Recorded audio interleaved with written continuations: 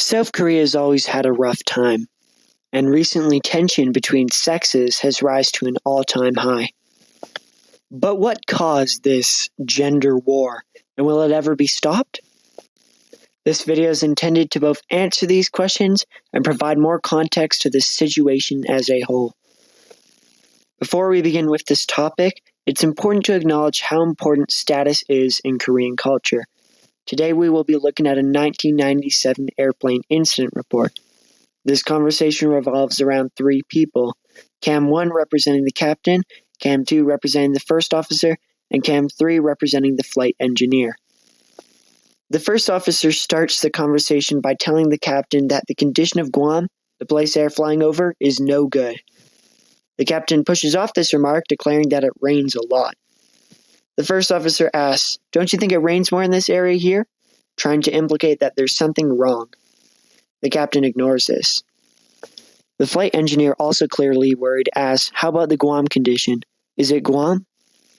Still worried, he tries to alert the captain to pay attention to the weather radar by saying, "The weather radar has helped us a lot." The captain, unfortunately, doesn't get the hint, stating, "Yes, they are very useful." The first officer mutters something unintelligible, to which the flight engineer asks, "Is the glide slope working? Glide slope?" The captain, frustrated by subordinates' questioning of his status, declares, Yes, it's working." Confused by the response to the clear problem, the flight engineer manages to mutter, so.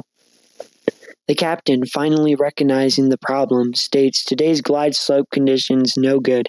We need to maintain a position of 140. Please set it."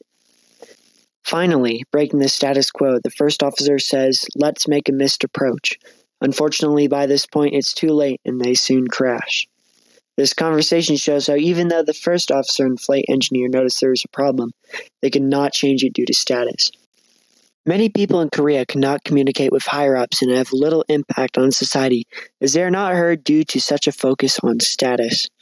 A large majority of citizens are placed near the bottom of this hierarchy, with many of them making very little money. Since they make little money and have to work multiple jobs, this causes a lot of stress. Men in particular are especially affected, with societal norms pushing for them to take care of their family. Keep this in mind, as it will be important later on. On a Korean website called DC Insider, hosted by many different communities with many different views, an article had a slanderous comment posted about women underneath in response to two women's decision to spread a dangerous disease in a supermarket. This comment was met with much backlash from women across the website who flooded this niche and small community, with some beginning to post slanderous comments about men in the gallery, similar to what was posted as a comment on the aforementioned article. Once banned, a new website was founded called Megalia, who helped advocate for women's rights across Korea, with it being a lot less based on the slanderization of men and a greater focus on equality for all. Megalia's already shaky reputation was unfortunately further damaged when, after a ban on hate posts regarding gay men, a split occurred where members against the ban started their own website, WOMAD, which nurtures much more extremist feminist views. Eventually, the Megalia website was shut down, with WOMAD continuing to run to this day. The similarity between these two websites was the hand signal, which has gained an incredibly negative reputation due to its overuse from extremists, as well as its connection to websites like WOMAD. The symbol itself is also filled with controversy, as it is said by members to symbolize equality, as well as make fun of the worries that men have of small penises. This is justified, however, as women experience an incredibly sexist way of living, with a much lower pay, the lowest in the world, 33% less than Korean men, as well as being held to an incredibly high beauty standard, only to be disrespected and undervalued in society, with little rights. However, this doesn't mean that men are inherently the problem. Men in South Korea are put under incredible pressure from their jobs, with many wanting to just relax by enjoying leisurely activities such as video games or online forums. Due to this incredibly stress-filled life, to many it feels horrible when their already shaky lives are impacted by women who they believe have it easy. It makes matters worse when these women are making fun of these men that just want to make it through their daily lives. It makes sense when so much of these men hate the symbol of Megalia, as well as the organization as a whole. Many men on the extremist part of the spectrum have forced companies to remove hand signals from products or ads due to their hate of this symbol and the Megalia movement as a whole. With both these sides being justified, you may be curious what the real problem is. And the answer to that is chaebols. According to Wikipedia, a chaebol, meaning rich family, is a large industrial South Korean conglomerate run and controlled by an individual or family. Examples include Hyundai and Samsung. Samsung holding 80 different companies inside of it. The four largest of these chaebols hold 70% of the market cap in South Korea.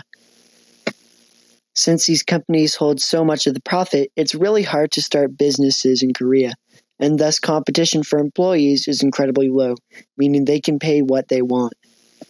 These chaebols don't want an increased wage for women, as that would mean they'd have to pay a higher cost for employees. Unfortunately, the government can hardly impact any of these decisions at all, as the chaebols hold so much of the country's wealth within them. The many attempts to stop chaebols were met with mediocre results, and chaebols still hold so much power.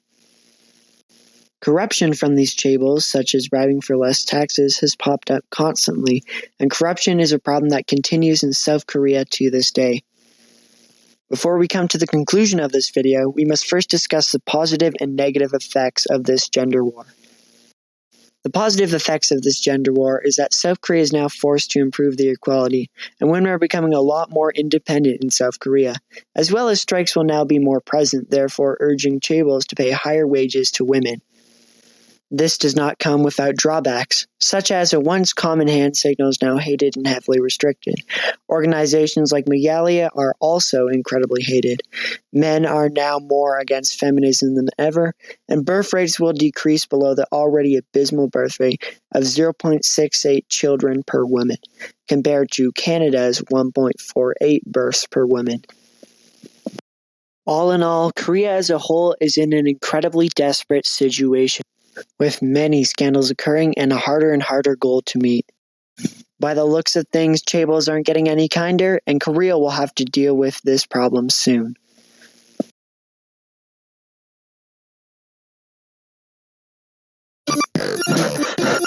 Thank you guys so much for watching. If you like this video, make sure to go and like it. And if you like it even more, make sure to subscribe. And also make sure to hit the bell notification on the way so that you can go and view my videos right as they release.